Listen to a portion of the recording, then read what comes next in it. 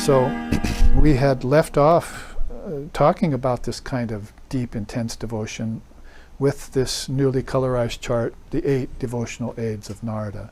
And we went through them all before the break, but we did not read that the quote from Sri Ramakrishna this time.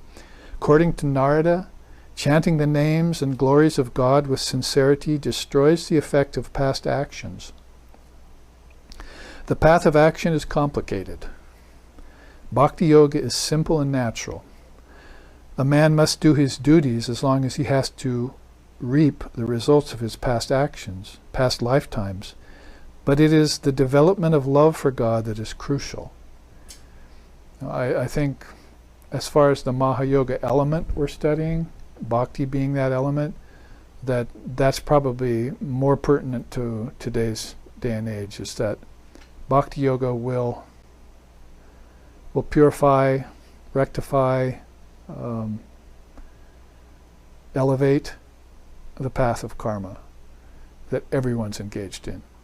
Action seems to be the path. I can't call it a yoga until it's seen as a yoga, but karma yoga is a path for everyone. Everyone works, and if you become completely absorbed in it, as we see in the world today, and the world today being led by Western culture, particularly America, into the path of action only, with no involution, no spirituality, even religion getting kicked out of the court, as happened with the Supreme Courts when they selected science over religion in the 80s.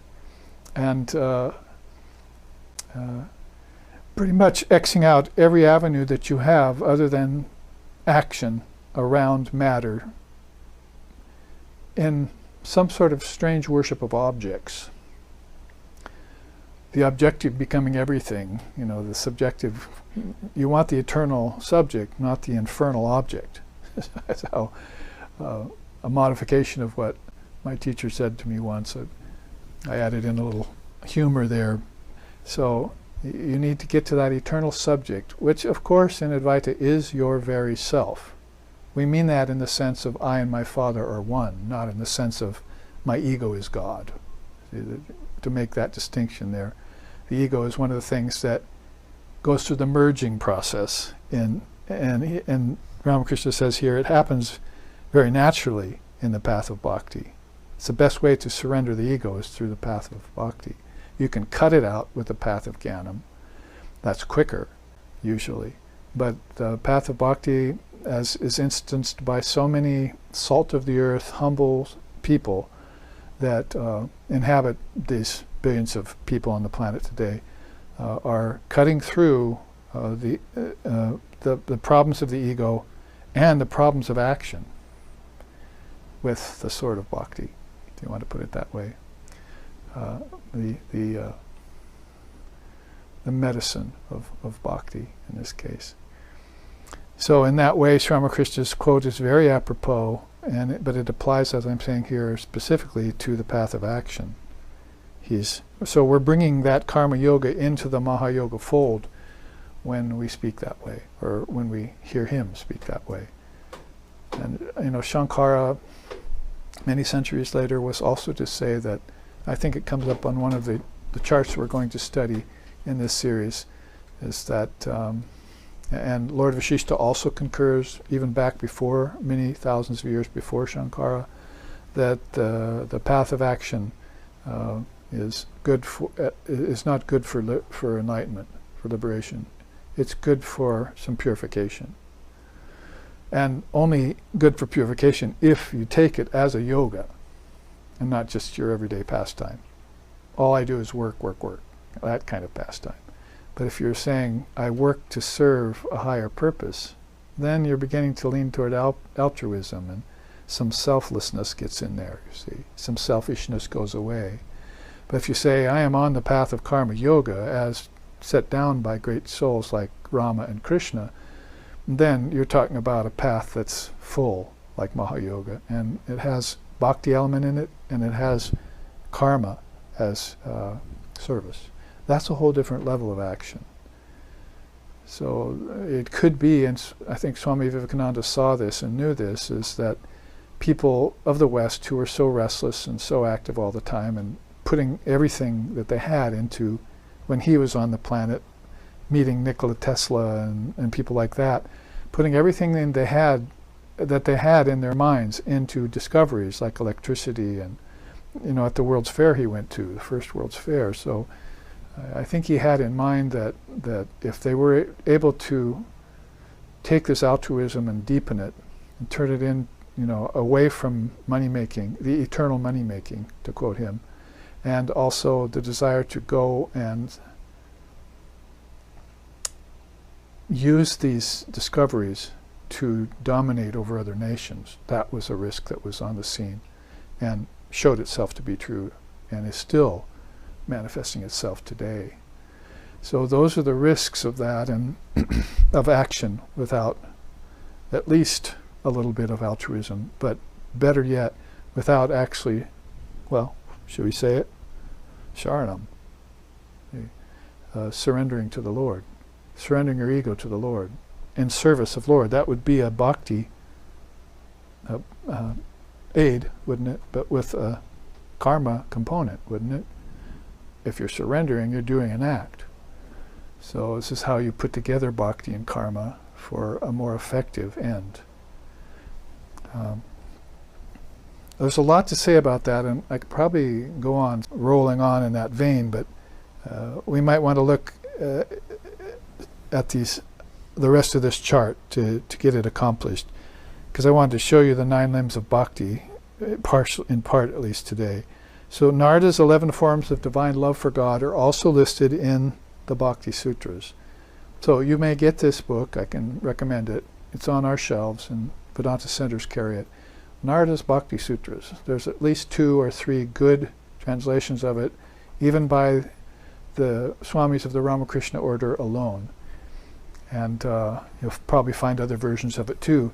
But Narada's Bhakti Sutras is a must-read for every person who wants to, who counts themselves as a devotee of the Lord and Mother of the Universe, and also a spiritual aspirant, and I think it would be best even for a person seeking Advaita or formlessness to fill in. Like I said in the Gospel, Totapari filled in a lot of his bhakti element when he met Sri Ramakrishna. But Totapari was acting as his teacher for non-duality and helped Sri Ramakrishna have his first non-dual experience. So, but as the trade-off, then Totapari started thinking about Mother Kali, which was Sri Ramakrishna's chosen ideal, his Ishtam. And so what goes around comes around on a high level too, not just on this level of karma, but on this level of bhakti and jnanam. The 2 wings of the bird, we used to say. If you looked at Narada's 11 forms of divine love for God, love of chanting, like some of the songs I sang in the first half. You love to do chants and bhajans, and I'd say stotrams too, which the West still has to look into. And in our early days, taking the Indian music out that we learned in India as Jaima Music Ensemble, called it a sacred arts ensemble. We really did much more bhajan and stotram than we did kirtan. And we did just enough kirtan to interest people and get them involved, but then we'd take them into these beautiful bhakti bhajans that were infused with jnanam. One of the stories I like to tell is some person comes up to us at the break, and I'm there with Lex Hickson, and he's presenting his new book, Meetings, Great Swan, Meetings with Sri Ramakrishna. And the person comes and says, "Oh, those were beautiful devotional hymns." And Lex looked at that person and said, "Those weren't devotional hymns, those were wisdom hymns." So bhajans have a devotional feel to them, but they have such wisdom in them. For instance, we like to sing this one sometimes. Prema mudita manase kaho Rama Rama Ram, Shri Rama Rama Ram, Shri Rama Rama Ram. Prema mudita manase kaho Rama Rama Ram, Shri Rama Rama Ram, Shri Rama Rama Ram. Papa kate dukkha mite lete Ramanam, Bhava samudra sukha danava eka Ramanam. Shri Rama Rama Ram, Shri Rama Rama Ram, Shri Rama Rama Ram, Shri Rama Rama Ram. And many more verses like that. Definitely it's not singing the name of Ram over and over again, but it talks about doing that. It said, ignorance will be destroyed and karma mitigated by taking the name of Ram. Because the one steady boat in the ocean of birth and death is the holy name of Sri Ram. So, yes, you can sing the name of Ram Ram over again, but you should probably connect to the fact that as you do that, if you had a mind to, you could be destroying your ignorance. Because you can just sing it and walk away and still have your ignorance, can't you? Sri Ramakrishna mentioned that about people dancing in kirtan the next day, even though the Kundalini had gotten raised from the Muladhara chakra up, it came plummeting back down, bringing all these impurities with it, because they hadn't done any practice to purify the centers that they were rising to. So that's how swiftly consciousness can actually evacuate. You can give up one center and go to the next center. You can go to the next center, and what's the quickest way to do that? Probably not Jnanam this time, but Bhakti. You can start dancing and singing, which you should be doing, singing and dancing for the Lord. They call it kirtanam, but you must do that with some qualification, with some preparedness, not just spontaneously, because Sri Ramakrishna said the parrot can chant the name of Ram Ram all day. Does it many more times than the householders, the devotee householders do it per day. They might do 108. But they taught the mantra to the parrot, and it's going on chanting the name of Ram thousands of times all day, till they finally cover it up, heard enough of that. But the thing is that when the cat got a hold of the parrot one day, it didn't say Ram at its death. It just committed a death squawk, you see. And so how deep did the mantra go? This is Sri Ramakrishna's teaching about dancing and singing. And I'd say this bhajan here, by an unknown composer, devotee, prema mudita manosekaha, with a loving and cheerful mind, chant the name of Ram. But his first verse is, ignorance will be destroyed if you do that. Sorrow will be mitigated if you do that. And your boat will become steady on the ocean of samsara, or maya, if you do that. Because Sri Ramakrishna said you should put the boat in the water, but you shouldn't let water get in the boat. See, that was one of his stories about this discrimination we were just talking about between the real and the unreal. You know the water's unreal, and you know the boat's real. So you get in it chanting the names of the Lord, and you don't want to even have to bail later. You just want the water to stay outside the boat and you to stay inside the boat, and so you say boat, boat, boat, boat. You don't say water, water, water, water.